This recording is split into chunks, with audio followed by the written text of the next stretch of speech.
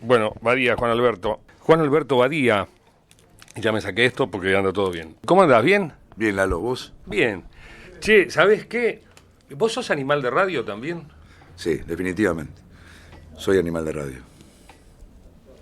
¿Y cuándo descubriste que eras una limaña de toda esta cosa, de micrófonos y cables y parlantes?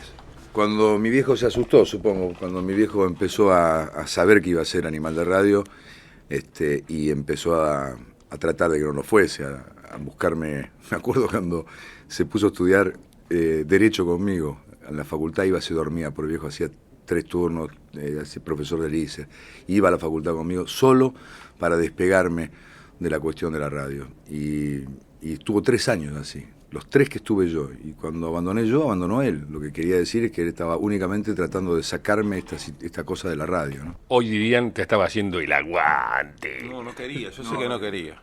No, para nada no quería el viejo, no quería. No quería, y era lógico, me parece a mí que no quisiese, porque el locutor antes y ahora, el que no pudo despegar, no se animó a ser independiente o no se le dieron las situaciones, que a veces pasan, no se le dan las condiciones, era un verdadero sufrido. No te olvides que la radio de mi viejo es, en principio, la radio donde el locutor tenía un peso en la transmisión. Un peso, también en dinero, poco peso, pero un peso, digo, profesional. Y después mi viejo empezó a vivir la situación de la radio, de los conductores, de la radio que el locutor solo hacía el libro, la radio en que el locutor era devaluado profesionalmente. Y él no quería eso para el hijo, ¿no? Yo diría que estaba cambiando la profesión, ¿no? Porque a su vez se iniciaban una nueva forma de hacer radio, porque fue la época también cuando empezaron los programas grabados que sacaron a la gente que trabajaba el disco y todo eso, y bueno, cambió notablemente. Contame claro, tu viejo, tener un viejo que trabaja en la radio es distinto. Creo que es el primer parámetro de todos los entrevistados que tenemos de que el viejo es un profesional de la radio. Trabajaba y enseñaba, porque estaba en el ISER también. Sí, pero digamos que para mi adolescencia, mi niñez, mi viejo trabajaba, por eso fue después profesor de ISER. Bueno, contame tu primer contacto con una radio, con un aparato de radio. Mi casa, la antecocina, la radio Capilla, realmente, el Relámpago, el Glostora Tango Club, Billy Cafaro y su show en Radio Belgrano, los radioteatros, y mucha música clásica, mucho radio nacional, mucho. Mi viejo era un verdadero deleitante de la música clásica y un entendido. Y además trabajaba en Radio Nacional, por lo tanto, en casa no se podía decir Schubert, Schubert. No se podía decir Beethoven, decir Beethoven. Y a los hijos, a cualquiera, a los 3, ni bien nos decíamos una cosa equivocada en este sentido, papá era muy rígido, vos lo has conocido, demasiado rígido quizás para él mismo. Y esto fue lo que yo escuché. Después esconderme para jugar a la radio, yo jugaba a la radio desde chiquito, y esconderme porque a papá no le gustaba mucho. Nunca fue el juego que nos dejó jugar tranquilos. Nos poníamos en la antecocina, había una puerta de vidrio que dividía la cocina de la antecocina, y yo lo ponía a mi hermano con la radio en la antecocina donde estaba la radio, y mientras había música iba a la radio. Cuando la radio cortaba y le daba paso al locutor, que conduciera yo atrás del vidrio con la ilustradora, y las revistas y la tanda que le robaba a papá de Radio Porteña, que me llevaba. Los avisos que de los textos de prensa en Radio Nacional no servían, yo me los llevaba de chico ya, y con eso me armaba yo mi propio programa de radio, ¿no? Siempre presentado por la misma marca con la cual nunca trabajé, Peugeot. Siempre era Peugeot, me gustaba la palabra, y nunca jamás hice nada para Peugeot en mi vida profesional. Curioso. Es buena la imagen de una ilustradora como micrófono, ¿no? El pie de la ilustradora. Es buena. Era lo que había. Era lo que había. ¿Y cuándo entraste a a la radio entraste, por supuesto, debes haber entrado con tu viejo de visita alguna vez? De Moisés entré a la radio. Y después no dejé nunca de entrar. Mi viejo era muy de llevar a los hijos al laburo, porque mi viejo laburaba mucho, entonces en casa lo veíamos poco. Y entonces nos llevaba. Yo entré a la radio. Yo tengo los olores de la radio, Lalo, tan metidos en mí. Tan impregnado. Yo me llevaba ciego, bueno, ahora ya no, porque han cambiado mucho los edificios, pero me llevaba ciego a una radio y yo te decía cuál era. El olor de la radio es muy típico, ¿no? La cosa de los paneles acústicos, bueno, todo eso es muy típico, y yo tengo los olores de la radio, pero de chiquito está impregnado en mí, esos pasillos de Porteña, esa escalera que dividía Excelsior de Porteña, Nacional, el edificio de Ayacucho, a ciego podía ir por ese edificio. Allí jugaba los autitos en la fuente del patio de Radio Nacional. Es decir, la radio era mi casa, de verdad, mi segunda casa. Cuando empezaste, ¿querías imitar a alguien así o tenías un patrón muy tuyo? Porque a veces uno empieza imitando, ¿no? Y es probable. Yo, al ídolo de mi viejo, primero y principal. En Radio Nacional hay un locutor que se llamaba Lidvin, un deleitante también, un tipo, un melómano muy especial, y con él aprendía, porque con papá era difícil, porque una vez que me equivocaba, papá no quería saber más nada, pero él sí me enseñaba la pronunciación del alemán, de la diferencia con los eslavos, bueno. Y después papá se ponía orgulloso y yo lo decía bien. La pregunta era... ¿Cómo empezaste? Claro, si tenías una imagen, o sea, querías seguir tras... Bueno, Lidwin fue una imagen de perfeccionamiento que me gustó. Pero ni bien empecé mi adolescencia, yo la empecé con Excelsior. Y ahí estaba Marquicio, estaba Beiliar, Jorge. Fueron para mí muy referentes. Medina, el Chino Medina, que era un tipo muy conocedor de la música y sobre todo del rock y del jazz. Era muy impresionante para mí. Después, cuando ya empecé a crecer un poco más, apareció en la vida mía y en la vida de la gente y en la vida de los profesionales dos parámetros muy diferentes, pero de los dos aprendí mucho. El Negro Merellano y Cacho Fontana. Y a partir del Negro Merellano, que me permitía ir a pegarme la nariz contra el vidrio y mirarlo laburar, enseguida Gardo Suárez, un tipo de un gran camelo, en cuanto a meterse dentro de la música, poder ser casi una misma cosa en la presentación. También eso me impactó mucho y aprendí mucho de él. Guerrero Martínez, haciendo de la palabra y de los silencios, cosa que yo en la radio me costaba mucho comprender los silencios, haciendo de los silencios una palabra, ¿no? Y Cacho Fontana, porque lo vi laburar. Cacho para mí es la expresión de que detrás de un resultado hay un trabajo. Los nombrados anteriormente yo no me daba mucho cuenta de si laburaban o si era natural, lo de Guerrero, lo de Suárez, lo del Negro Merellano. Pero con Cacho aprendí que hay un trabajo. Cacho hacía su programa Fontana Show, al cual yo fui locutor de Radio Rivadavia, suplente desde el año 70, así que lo veía trabajar y me iba fuera de turno nada más que para verlo, ya que podía entrar a la radio sin que nadie me pregunte. Y Cacho era un ejemplo de trabajo. 3 horas antes, lo que hacía con los móviles, lo que le decía a los periodistas, lo que laburaba con el libreto, porque es uno de los últimos programas que quedó libreteado, lo que ensayaban con Rina y con Beba, el libreto, lo que le transmitía al operador y después el resultado. Me di cuenta ahí que hay en la radio un trabajo previo importante para lograr un resultado, ¿no? Le aprendí el trabajo de Cacho. Profesionalmente, ¿cómo se fue dando el trabajo? ¿Cuándo entraste a una radio a trabajar por primera vez? ¿Cuál fue? ¿Qué pasó? Bueno, yo tengo 2 o 3 curiosidades. Dicho que mi viejo no quería, lo mío era saber cómo entrarle. Y yo hice la colimba en la policía, a los 19, para salvarme luego de si me tocaba Marina o esas cosas. Finalmente saqué un número bajo, así que nada debo agradecerle a esta cuestión intuitiva mía y de mi viejo que me decía, mejor métete de coreano, que ahí zafás porque podés seguir estudiando, etcétera, etcétera, porque después saqué 009 en el sorteo, me hubiese salvado. Pero quizás me sirvió por una razón. En el playón ahí de la policía, a un subteniente que preguntaba, choferes, etcétera, etcétera, carpintero, quién es tal cosa, después de pasar por la imprenta, que me acuerdo que casi doy el paso adelante, porque a mí me gusta este tema de trabajar en una imprenta, siempre me pareció un lindo laburo. Esperé, no le di el paso al frente, y el próximo fue, ¿quién sabe algo de radio? Y ahí me mandé. Para hacerla corta, me quedé enganchado una vez que terminé de ser coreano, 2 años más en la policía, y se creó por primera vez el rango de locutor policial, que no existía, civil, dentro de la policía. Y me pasé haciendo durante el año de coreano y 2 años más de civil los programas de la Policía Federal en la radio. Por lo tanto, trabajé en Belgrano, Mundo, Splendid, Nacional, la propia Nacional delante de mi viejo. Yo hacía el boletín radiotelefónico de la policía. Esto no es poca cosa porque ahí mi viejo descubrió que realmente ir contra la corriente y contra esta vocación mía era muy difícil. y yo me recibí de locutor fines del 69. Por supuesto largué todo, yo ya trabajaba, había sido tiracable de Canal 13 y ya en esa época era musicalizador. Fue el año de la llegada del hombre a la luna que yo le puse la música al momento cumbre de Armstrong. Me tocó esa suerte y ahí, bueno, largué todo cuando me recibí de locutor y yo tenía fecha de casamiento. Y recuerdo que mi viejo ahí me dijo, vos sos la antítesis mía. Yo no hubiese largado ningún trabajo. Vos estás verdaderamente loco. Le dije, papá, yo aprendí de vos. El locutor que yo jamás seré nombrado. Para vos era maravilloso que una radio te nombrase, para mí era un peligro de que mi carrera se interrumpiese. Así que yo nunca voy a ser nombrado. De hecho, Petrone, que era un locutor de Radio Excelsior, me quiso nombrar en Del Plata.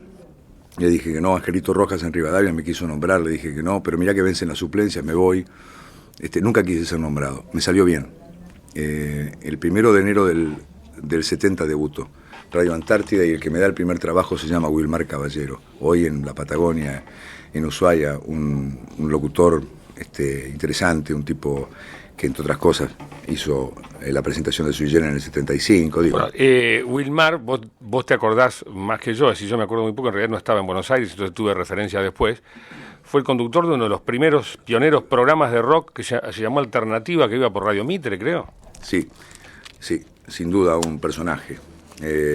Para la historia de la radio, yo traté de evocarlo y nombrarlo el día de los 80 años, me parece un tipo interesante de nombrar, Wilmar. Wilmar me dio el primer laburo, me acuerdo que fue una suplencia el 1 de enero en Radio Antártida, radio que yo no había escuchado nunca o muy pocas veces en mi vida, un programa que se llamaba Pasado Meridiano y que hacían dos tipos importantes para esa radio, era el show de esa radio, que eran Tito Martínez y Ciro Dante, dos tipos muy impresionantes en esa época, y yo llegué a hacer el turno de 12 a 18, lo tengo grabado todavía, de 12 a 18, y me dice, y le digo al operador, flaco, ayúdame porque yo esta radio no la escuché nunca, hoy es mi debut, te pido que me guíes con el programa. Me dice, yo debuto también. Claudio Allievi. Date la mano.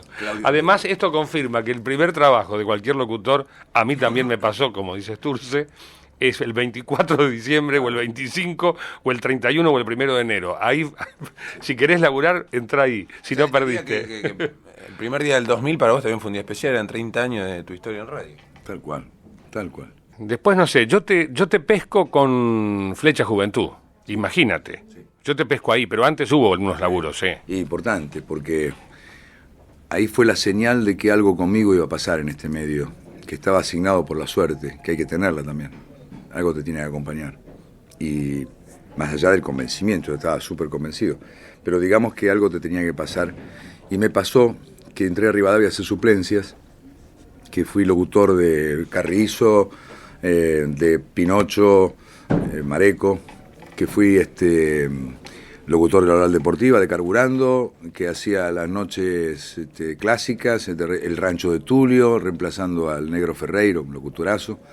Bueno, hice todo lo que había que hacer en Radio Rivadavia, y un día, y esto también se lo digo yo a mis colegas nuevos, que no esperen la tapa de la revista Gente, que gocen de lo de hoy. Un día me dan un turno de domingo, que era muy especial en Rivadavia, porque si el automovilismo era muy irregular, podía haber carreras, podía no haberlas, podía arrancar a las 10 de la mañana, o a las 11 de la mañana, o a las 7 de la mañana, me dan el turno del domingo, que era un turno más, leer tanda, anunciar música, y yo tuve la osadía de hacer un programa de eso. Le puse Buen Día Domingo, y empecé a hacer un programa sin autorización de nadie. Era mi turno, y yo empecé a hacer un programa.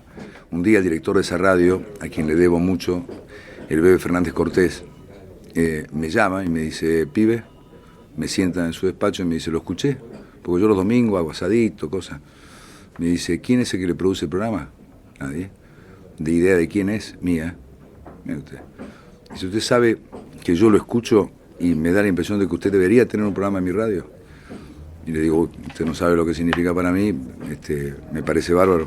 Yo también tengo ganas. Me dice, pero que no sea los domingos, porque los domingos usted no va a estar siempre dependiente de otra cosa. A mí acá se me va a producir un bache, sábados media hora, después del Fontana Show, porque se levanta Los Rurales no sé cuánto, era un programa rural. sería interesante que usted prepare ahí un proyecto, algo.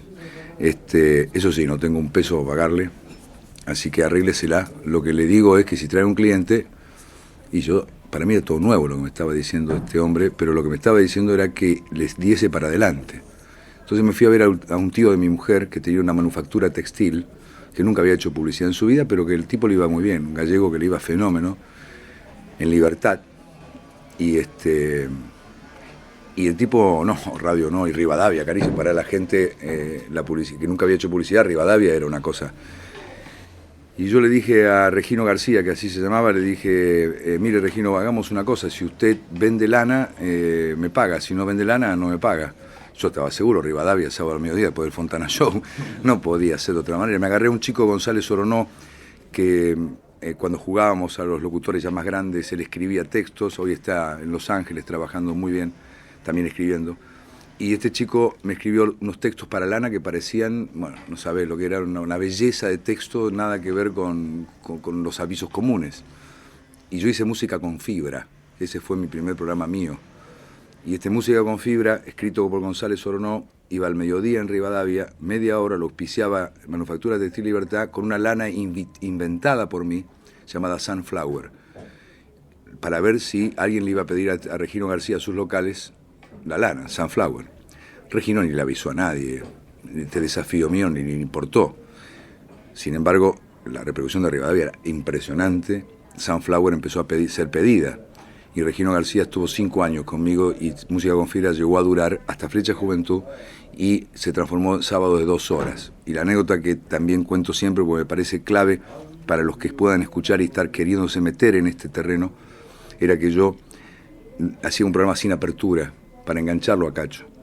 Y si Cacho terminaba con Sandro, yo arrancaba con Sandro. Y si Cacho terminaba con Palito Ortega, yo arrancaba con Palito Ortega. Y si Cacho terminaba con Bing Crosby, yo... El chico era ladri, ¿viste? Porque ya se le colgaba la onda que venía, como si acá no hubiera pasado nada. Y sigue, y no, se fue al baño, Cacho, y acá estoy yo transmitiendo. Tal cual. Y esto él lo recuerda desde hoy, desde siempre, y Cacho me lo dice siempre, porque yo lo que necesitaba era que la gente no se fuese, porque se iba Cacho y venía otro pibe o alguien desconocido, ¿no? Así que sí, de chico me di cuenta que lo que hay que tener es humildad, saber aprender, saber dónde estás ubicado y parado en cada momento de tu vida. ¿Y cuándo dejaste de hacer eso? ¿Cuándo ya eras Juan Alberto Badía y el primer tema que mandabas era el que vos querías? Y Flecha Juventud seguramente, porque antes pasó Música de Verdad, que fue el programa de la noche que hice en Rivadavia, también a expensas del fútbol, y que el Gordo Muñoz quisiese relatar el partido de billar, estoy hablando en serio, que relataba él, por ejemplo, en el medio de la sección de los Beatles, él me salía Carambola de Berardi, así que era difícil, pero ahí escuchó un gerente general de Alpargatas, un señor Ernesto Lado, al quien también le debo muchísimo en mi vida, y escuchó y pidió mediciones de ese programa, y el programa le iba bárbaro, el programa de Música, ¿verdad? Y le habló con Cepeda, que estaba en Del Plata, y llevó Música, ¿verdad?, con otro título, Imagínate Flecha Juventud, a Del Plata. Ahí sentí que tocaba el cielo con las manos, y ahí quizás también sentí seguridad en mí. Y bueno, es la respuesta de Flecha Juventud. Que ahí yo lo conocía a Juan Alberto, yo trabajaba en Cepeda y uno de mis primeros trabajos tenía que ir de productor, que era pinche, en realidad uno le decía productor, era asistente de producción o coordinador, se decía también en la época, coordinador de radio, y eran unos micros que Flecha Juventud, que eran un desprendimiento de Flecha Juventud, que iban a las radios del interior con unos micros, es una cuestión de marketing. 400.000 micros por todas las radios interior dando vuelta, y en el estudio de Blas Ángel Orsese, uno de mis primeros laburos fue coordinar, de alguna manera, que yo no entendía nada, ni sabía lo que era coordinar, los micros de Flecha Juventud de... ¿Te acordás? Sí. Pero, ¿cómo no me acordás, Lalo? Por supuesto que sí. Allí te conocí, y bueno, sí, claro, vos, y había un par más que después hicieron, bueno, el propio Ojeda, ¿no? Freddy Ojea y el Cholo Castañón. El Cholo Castañón, nada menos, sí. Y uno más que ahora estoy olvidando ingratamente, que se fue a Mar del Plata, ¿no? A vivir, ¿cómo es? Horacio Moret. Horacio Moret, grande, Horacio Moret, impresionante, el viejo. El viejo está en Mar del Plata, sí. Y siempre digo, cuando voy a Mar del Plata lo voy a llamar y siempre consigo el número, después vuelan los días y nunca lo llamo, ¿no? Flecha Juventud fue como, no sé, o sea, ya había como una cultura de escuchar radio a la noche, pero eran programas mucho más, más limitados, más estrictos, más formales, que yo me acuerdo de Modar en la Noche, me acuerdo de Música con Thompson y Williams. Flecha Juventud fue como que algo quebró, algo rompió, porque fue como se hizo como masivo. O sea, una cosa que era medio de élite, escuchar música a la noche, que escuchar buenos temas y la música que venía de Europa o Estados Unidos. Con Flecha hay como un quiebre, ¿no? Porque se convierte en algo muy popular. Sí, la radio ha tenido quiebres. Vos sos protagonista de uno de ellos muy importantes. Flecha también. Pero yo creo que los quiebres no se producen, por lo menos en mi caso, casualmente. Los quiebres vienen a propósito de lo que pasaba hasta ese momento. Y como bien definiste, Modar, Música con Thompson y Williams, que yo hice varias suplencias en ese programa, eran programas donde la vedette era la música, la palabra estaba a favor de la música y de la publicidad. Bien armada. Pero se hablaba poquito, digamos, era casi todo música, anuncios de tema, alguna sección con información, pero no había más comunicación que esa, era disco, meta palo y a la bolsa. Y Flecha Juventud comienza a poner en práctica lo que yo sentía todos los días, que era, yo sabía perfectamente el último disco de cualquier lado del mundo que saliese, pero no para saberlo. Tenía la data, tenía mi carpeta de cada intérprete, todavía las conservo. Flecha Juventud era la expresión de lo que me pasaba a mí adentro, una explosión que yo tenía en relación a la música, pero no a la música sola, sino a la compañía de la data, de lo que era la información de la música, de quiénes eran estos tipos que venían de Inglaterra, que venían de Estados Unidos, quiénes eran, incluso quiénes eran estos tipos que estaban apareciendo en nuestro terreno, el nuestro, Buenos Aires, y que todavía no sabíamos si era rock nacional o qué era, pero una expresión fuertísima que yo compartía y que venía viviendo con ellos desde los 70, con Lito, con el honrar mi amistad con Spinetta, en irme a todas las grabaciones de Almendra, ahí a los estudios Ion. Es decir, que Flecha Juventud es la explosión mía, pero oportuna, como son las explosiones finalmente, que llega a romper un esquema de radio hasta ahí presente. Pero no vengo yo a romperlo pensando voy a romper un esquema. Lo rompió mi inquietud. Y después la radio de la calle, la que yo entendía, Buenos Aires de noche, y pasaban todas estas cosas que yo te cuento en Buenos Aires. Así que, el móvil se llamaba Los Ojos de la Noche. Sí, señor. Sí, Los Ojos de la Noche, que después, bueno, cuesta entender de que Los Ojos de la Noche fueron anteriores a Los Ojos de la Radio, pero son anteriores. Las vías de comunicación, que la primera vez que sale esta palabra sale a través de mi boca y buscada a partir de no decir más teléfonos o querer cambiar la cosa de los teléfonos. Sí, hay unas cuantas de esas que no son dueño nadie, pero que alguna vez salieron primero de mi boca, sí. Una vez hablando con Greenbank, porque yo estaba preparando una tesina de por qué no hubo rockeros desaparecidos durante la dictadura, ¿no? Y Greenbank me decía, bueno, es que no estaba tan consolidada la industria, no era tan mainstream todo el asunto del rock, ¿no? Vos ya de muy temprano te viste apoyando así artistas que eran expresión joven. ¿Por qué ese acercamiento? Me vas a decir por ahí los Beatles. Sí, mucho bien. Tienen que ver los Beatles y de alguna manera no renunciabas al gran público al apoyar por ahí artistas que no eran tan... Bueno, yo era muy rígido, ¿no?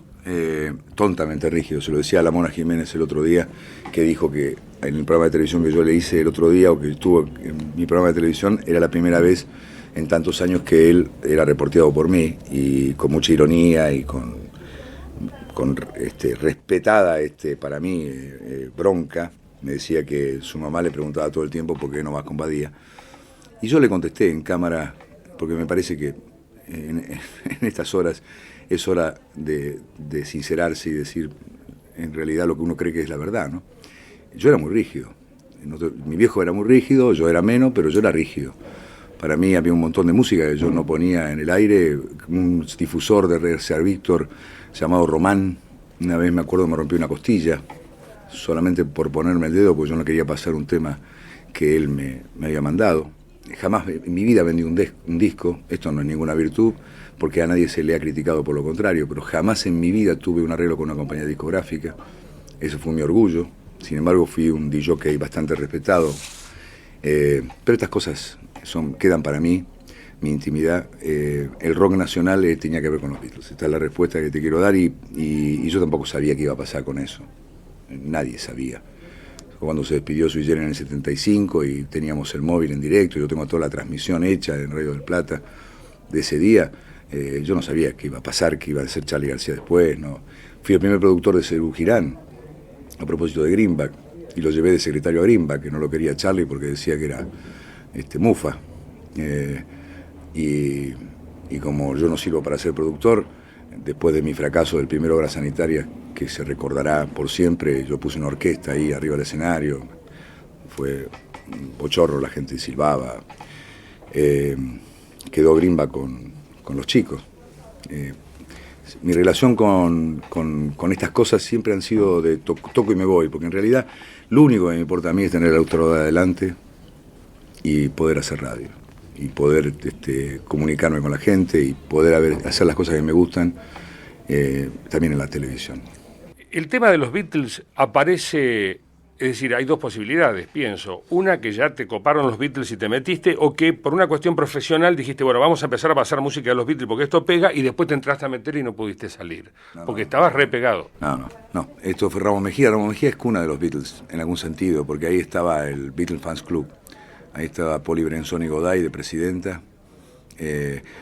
Los Beatles son el resultado de un amigo mío de la cuadra llamado Alberto del Priore, que era el único que tenía un combinado antes del Winco, anterior al Winco, y que un día trajo, su papá era ferroviario, y trajo un disco de los Beatles, no se sabía de dónde venía, que era Ámame, y 2 años, año y medio después que Ámame, octubre del 62, que Ámame existía.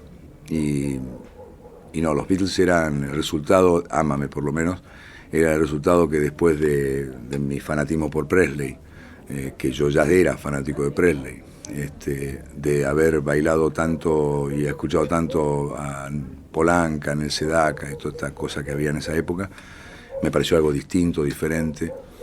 Y para colmo, Ramos Mejía, que ya te digo, fue como la expresión primaria, por lo menos, ahí estábamos todos en el Estudiantil Porteño. Ramos Mejía, era una ceremonia abrir un disco de los Beatles. Yo mi librito que escribo sobre la fantasía de que Lennon vino una vez acá, lo nombro, ¿no? Y estábamos todos abriendo el álbum blanco, pero no lo olvidaré en mi vida, ¿no? Esa cabinita que teníamos arriba, pues yo era DJ de los bailes de Estudiantil Porteño. Y no, esto es anterior. Lo que pasó, Lalo, pensá la fecha que te dije que debuté como locutor. Pensá la fecha que yo hago mi primer programa de música con fibra, año 71. Pensarle relacionada con los Beatles. Yo, Lalo, creí que los Beatles, al separarse, podían ser olvidados. Esta es la taradez con la cual yo me meto profesionalmente con los Beatles. La gente ha creído largamente que me pagaban, pero la primera colección que me regala la compañía EMI, ya Flecha Juventud llevaba, 2 años en el aire. Hasta ahí me compré todos los discos de los Beatles, que nunca me regaló la compañía discográfica, y mirá que yo en el 71, Música con Fibra, ya tenía el Beatle del sábado. Así que... ¿Y con qué tema hiciste así clic de los Beatles? Porque Charly, por ejemplo, dice que venía con She Loves You. Y después Revolver me rompió la cabeza, y después el álbum blanco casi me separa de ellos. Increíble, ¿no? El álbum blanco me pareció de terror, y después, bueno, para mí es un álbum de los favoritos, ¿no? Los Beatles siempre estuvieron muy adelantados. Es como que me escribían la historia futura de mi propia vida. Ellos escribían lo que venía. Mirá que estuvieron nada más que, en realidad, 10 años, 8 en concreto, pero 10 y a mí me parece musicalmente, por un lado, pero Lennon por el otro, porque Lennon siempre fue, para mí, lo más importante en mi vida referente, ¿no? Yo no tuve ídolos. Fui siempre muy futbolero y me gustaron los jugadores de fútbol, como Alonso, Hermindo Nega antes, pero en realidad el referente de mi vida era lo que decía este hombre, lo que le pasaba. Yo me acuerdo cuando se puso a criar al hijo, que se terminó de todo lo que le pasó, con aquella cosa que le pasó en Los Ángeles, y su amor con la secretaria, y Yoko, que había armado toda esta historia, bueno, y se manda para adentro, ¿no? Allá, ¿se acuerdan? En el 75 hasta el 80, que se manda a criar a John y todo eso. Yo también me mandé para adentro, era una cosa impresionante. Bueno, yo dejé de hacer Flecha Juventud por Lennon, porque dije, para mí la música se acabó. Es decir, ya basta de música, Juan, hay otros intereses en la vida. Y me acuerdo que Moyano, propio Cepeda, bueno, los popes de la comunicación en aquel entonces, era un mercado más chico el nuestro, ¿no? Pero igual, Badía era una cosa que era una marca ya impuesta, y entonces ellos te decían, esto es lo que sirve, y acá vas a ganar mucha plata. Y yo les dije que no quería hacer más programas musicales, que tenía otros intereses, ya era padre, y Lennon tenía otros intereses, estaba en otra cosa. Nunca lo decía esto públicamente, pero para mí era muy importante lo que le pasaba a él. Entonces, bueno, me dediqué a hacer La Mañana de Mitre, una cosa insólita para un tipo que venía de la música, de la noche, que tenía todo ese mercado ganado y que podía seguir. Yo también me quería dar pasos adelante, ¿no? No los di todos con certeza, di muchos equivocados, pero siempre me adelanté. Siempre me adelanté. Badía y Compañía lo terminé yo también, Imagen de Radio lo terminé yo también. Es decir, equivocado no, siempre traté de adelantarme, de dar el próximo paso. Por ahí antes que la gente se avivase, antes que se cansase de Badía Música o de Badía... yo siempre traté de dar un paso adelante. Y en el caso de Flecha Juventud fue, digamos, el más controvertido de los casos, porque Flecha no quería a nadie que terminase, ¿no? La gente de Alpargatas, por ejemplo. La presión era grande, si era un problema de dinero me lo doblaban. Y yo lo que quería era hacer otra cosa, y Lennon tenía influencia en eso. Suena medio chapa. Nosotros decimos, suena medio chapa, se le pegó el relé con los Beatles al tipo. De tal manera, es el guión de una película, ¿me entendés lo que te digo, no? Que la vida de él, en realidad viene transmitida como... Pero en una lectura, digamos, en una lectura, porque bien lo dijo, el chabón no hablaba de estas cosas, pero él lo intuía, o sea, los cambios venían. Ay, bueno, yo soy melómano. Muy bueno, Alta Fidelidad. ¿Tenés que ver Alta Fidelidad? No voy al cine, ¿sabes cuánto hace? Pero tenés que ir. Bariloche no había. Lo saca. No, voy a ir. Después las veo en video. Un fanático muy grande por Soda Stereo y siempre lo explico. Para mí Soda Stereo es lo que para Badía los Beatles. Siempre digo así. Sí, siempre lo cargan en la radio. La misma relación. Bueno, a vos te han jodido con la viuda. ¿Cómo le llamaban a la viuda de Gardel? Y a vos te decían la viuda de los Beatles. Julio Jorge Nelson, que era uno que donde estaba hablaba de Gardel, claro. Qué grande. ¿Lo conociste a Julio o no? No. Yo sí, en Rivadavia. O como un día Larrea que me explicaba por qué para él Gardel cada día canta mejor. ¿Entendés? O sea, vos decís, bueno, pará un poco. Y después te lo explican y tienen razón. Claro. Eso es lo peor. La idea de la radio en la televisión, ¿eso cuándo te aparece? Que es como, ¿no? Abajo de la ducha. ¿Abajo de la ducha? Es como una... No sé, es como es medio raro, ¿viste? Es raro, pero para mí era clarísimo cuando salí de la ducha. Clarísimo. Yo venía sin hacer radio mucho tiempo. Otra de las cosas rígidas mías, poco entendibles, pero yo sí las entendía, era que si hacía radio, televisión no podía hacer radio, porque me parecía que las energías a alguno iba a perjudicar. Entonces, si hacía televisión, no hacía radio. Yo a Badía y Compañía me llevaba muchísimo tiempo, eran 9 horas de aire los sábados. Entonces hacía rato que no hacía radio, y la radio se extraña, Lalo, vos lo sabes, se extraña, la televisión tiene una comunicación tan diferente, un lenguaje tan distinto, para nosotros es tan distinto, que solo el que hace las dos cosas sabe de qué hablo, ¿no? Y tenía una gana bárbara de hacer radio. Y un día bajo la ducha se me ocurrió hacer radio por televisión, o hacer televisión con imagen de radio. Y fui a Chousurian, que era en ese momento director artístico del Canal 13. Y esta era época mía de chapa, pero la chapa que yo ahora entiendo yo. Es decir, que las cosas que dice un tipo que le va bien son todas geniales. Y cuando vos decís una genialidad, desde el ostracismo, estará por verse. Esa era la época mía donde yo decía una cosa y era genial. Y yo dije a Chousurian que tenía una idea genial, que era hacer radio por televisión, ahora que se abría la mañana del canal y que iban a poner desayuno, pegado a desayuno, y le pareció genial. Y a la semana estaba Imagen de Radio, que es un programa de un formato que yo tenía clarísimo desde que salí de la ducha y que no era difícil de concebir.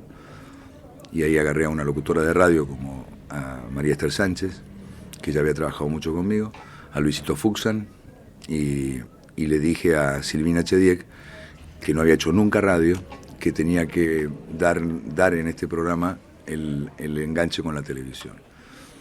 Y así, ahí fuimos. Y salió Imagen de Radio, que después fue mutándose varias veces, ¿no? Hasta transformarse en este último Imagen de Radio, que ya era dentro de un bar. Bueno, eso que se sabe de Imagen de Radio. ¿Alguna vez salió por radio la señal? Una vez sola y fue un fracaso. Salió... Considerando que hay un montón de gente por la tarea que está desarrollando por ahí, que puede escuchar la radio y no puede mirar la televisión, lo digo por eso. Sí, y yo te lo contesto por otra cosa, porque fue un fracaso porque en realidad este programa de radio tenía lenguaje de radio, pero era televisivo. Era televisivo. Nunca, no era estar televisando un estudio de radio. Era una fantasía. Y cuando se lo quiso llevar a la radio... No servía, no comunicaba radio, era un programa de televisión, donde Castelo mostraba no sé qué cosa y donde no era un programa de radio. No sé. Entonces no afanamos nada, vamos a hacerlo nosotros, vamos a poner las cámaras en el estudio de radio, pero ya es tipo, lo hacemos tipo sitcom. Claro, lo han hecho mucho. Sí, claro, y en Estados Unidos se ha hecho. Sí, lo hacen todos, pero hagámoslo también. Sí. Sin embargo, en esta época donde los formatos de televisión... Pergolini, Tinelli, bueno, ahora el Suar, que se yo, venden tantos formatos de televisión, ¿no? Imagen de Radio todavía me lo siguen pidiendo como formato de televisión. En España se llamó Pirulín, Radio Pirulín. Y ahora mismo me lo han pedido para Estados Unidos, para el área de Miami, para la cadena Televisa, porque les parece que es ideal para que un locutor famoso de radio pueda dar su primer paso en la televisión sin cambiar mucho su personalidad, etcétera. Un formato que les parece que es útil. Y a mí me honra eso, ¿no? Porque todavía Imagen de Radio, como formato, debe ser lo más original que he hecho seguramente en mi vida. Volviendo a la radio, ¿no? Cuando aparece la frecuencia modulada, ¿sentiste que a vos, que eras así jockey, te permitía la posibilidad de pasar música con más alta fidelidad, que sonara más como suena en tu equipo de música? Y me pasó todo con la frecuencia modulada, y Lalo también sabe de esto. Me pasó todo. Me pasó que con un pibe que era hijo de uno de los dueños de Radio Rivadavia, estaba en un sótano la frecuencia modulada de Rivadavia y pasaba la mayoría de la transmisión de AM, la repetía por FM. Y empezamos a soñar. Yo estaba muy exitoso con mis programas de radio, muy exitoso. Estaba haciendo La Mañana de A Mi Manera en Radio Mitre, que te puedo asegurar era exitosa. Estaba segundo de la REA y no más. Moyano la producía. Y yo ya me estaba, no hartando, pero bueno, ahí tuve la suerte de formar Sport 80, que lo he formado yo. Lo reconocen ellos y me alegro porque ahí uní a un tipo como Bonadeo, Diego, y un tipo como Néstor Ibarra, que ya estaban en la programación de Radio Mitre con Marcelo Araujo y Fernando Niembro. Y después juntos en la primera charla con Víctor Hugo Morales en el Uruguay para traérselo y convencerlo a Moyano de que podía ser, que lo odiaba a Moyano y lo odiaba a casi todos los argentinos que lo habían escuchado en el 79, tirarse contra Menotti y tirarse contra la selección juvenil que fue la campeona, pero bueno, Víctor Hugo era un tipo diferente. Pero quiero decirte que yo me fui de ahí con qué ilusión. Marcelo Morano, el hijo de Mercidio, me decía, ¿y si armamos la FM de Rivadavia y hacemos algo? Y ahí surge FMR. Y FMR es un orgullo para mí, de participación en un emprendimiento radial. Es lo que me anima a mí decir de que yo puedo estar acá donde estoy sentado hoy en Radio La Ciudad. Esa es la referencia más grande que tengo. Por eso también lo tengo a Marcelo Morano cerca en este momento acá también. Porque fue un placer, un gozo armar de cero una radio que, bueno, ahí estuvo Piedra Libre, el nacimiento de Tinelli en la radio, ahí estuvo el Tren Fantasma, con Serasolo, con el Daniel Morano, ahí se hizo Aliberti, el Negro Albornoz, qué sé yo, cuántos nombres pudimos convocar y trabajar en esa experiencia de radio única que era FMR. Así que sí, la FMR además tuvo otra cosa que pasará a la historia de la radio, que es que por primera vez se puso un CD al aire. Por primera vez Philips, la empresa, trae un aparato y por primera vez con un CD de demostración se pone el CD al aire y yo ponía un vinilo y ponía el CD para que lo comparásemos auditivamente. Esa también fue un hito para mí dentro de la radio. ¿Y el primer ranking no es el tuyo? El de Piedra Libre, porque te digo, o sea, para mí es especial esto, porque los dos primeros programas de FM que yo escuché eran Piedra Libre la mañana en 103.1 y Lalo hacía 9 PM en Del Plata, me acuerdo, antes de Rock and Pop. Sí. Y me acuerdo del ranking de Piedra Libre, yo lo seguía, votaba de 1 a 2 de la tarde. Porque era un ranking de verdad, era un ranking. El primer ranking. El primer ranking. La palabra ranking. Claro. El primer ranking de la radio se hace no en Piedra Libre. El primer ranking, creo, en serio votado por los oyentes, se hace en Piedra Libre, porque ya existía el ranking de la escala musical de Ricó, que hacía Carrera France. Bueno, no sé, ranking, la Catedral del Ritmo, Escalera a la Fama, había 400 millones de programas de ranking. 400 millones de programas tenían ranking. Lo que pasa es que nadie sabía de dónde venían, eran las compañías discográficas. Sí, todo el mundo sabe de dónde venía Juan Alberto. Pero quiero decirte, no, nadie sabía el oyente. El oyente no. Entonces este fue el primer ranking votado en serio por la gente. De ahí que, por ejemplo, un caso especial de ese ranking, lo pisaba Kickers, me acuerdo. Una cosa especial que pasaba con ese ranking es que, por ejemplo, un día yo voy a la casa de Lerner, del cual empezaba a ser amigo del pibe que tocaba con Lamianovich, y yo iba mucho a las casas de los músicos. En realidad era un cholulo de estas cosas, me gustaba. Y Lerner me pasa todo a pulmón. Y yo esa noche, tirado abajo del piano de Lerner con otros amigos, escuchando todo a pulmón, le digo, ¿no me dejás grabar esta canción? Y me dice, no, porque tampoco había portaestudios y tan fácil. Bueno, claro, él se va a la mañana siguiente, cuando se despierta, a Piedra Libre, y en el otro estudio de Piedra Libre graba, en Rivadavia, en el piano de Rivadavia graba todo a pulmón. Yo la pongo en la radio, y esa canción, antes de ser editada, ganó el ranking de Piedra Libre, votado por los oyentes. Mirá lo que pasó con esa canción tan rápidamente, ¿no? ¿Lloraste alguna vez en la radio? Así tuviste bronca, dijiste, ¿qué lo parió? Es decir, ¿o fue todo felicidad? Las broncas y los llantos de la radio fueron felicidad. Siempre fue felicidad la radio, siempre, siempre. Tuve momentos dificilísimos, personales, pero no lloré en la radio. La radio fue una burbuja. La radio en mi vida, y lo sigue siendo, el micrófono en general, es una burbuja, es como una irrealidad, es una fantasía, es mentira. Es un momento donde nada me duele, donde lo que pasó hasta ese momento se me olvida. Es algo raro, es raro. Yo preferiría estar en estado radial las 24 horas del día. Me pasaría muchas menos cosas, viviría mucho más feliz, no tendría enfermedades seguramente, porque viviría en un estado de burbuja. La radio es eso para mí. Ahora, ¿qué pasa dentro de esas cosas? Y han pasado muchas difíciles. Me acuerdo un día que me secuestran, estando haciendo Flecha Juventud. Justo entraba yo a la radio, venía jugado de tiempo, fuese las 10 menos 10 de la noche, una cosa así. Voy a subir la escalera de Radio del Plata y me llaman, y cuando me llaman veo una cara conocida, un tipo que laburaba en Radio Rivadavia, que yo conocía. Entonces me doy 2 pasos más para adelante y me casan de los hombros y me meten dentro de un auto, ¿no? Y ahí me empiezan a dar vuelta.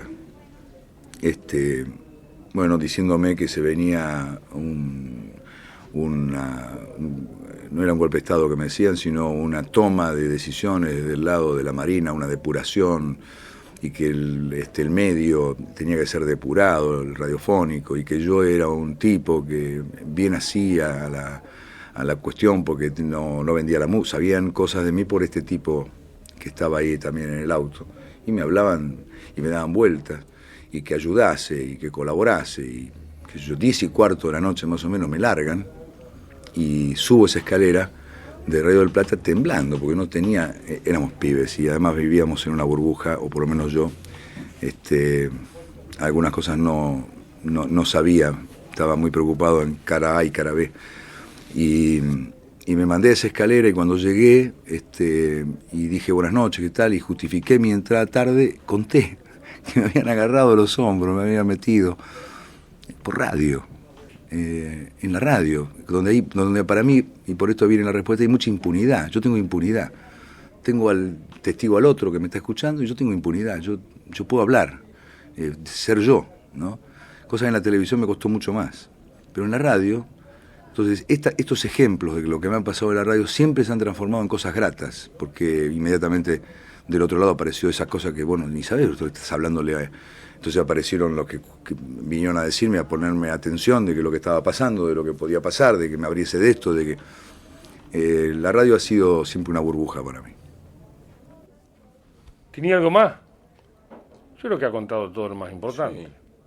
Estamos ¿Tiene algo más? ¿Viste cuando te dicen, tiene algo más que agregar? Que es una clásica. Y que ser un animal de radio es no es ni bueno ni malo.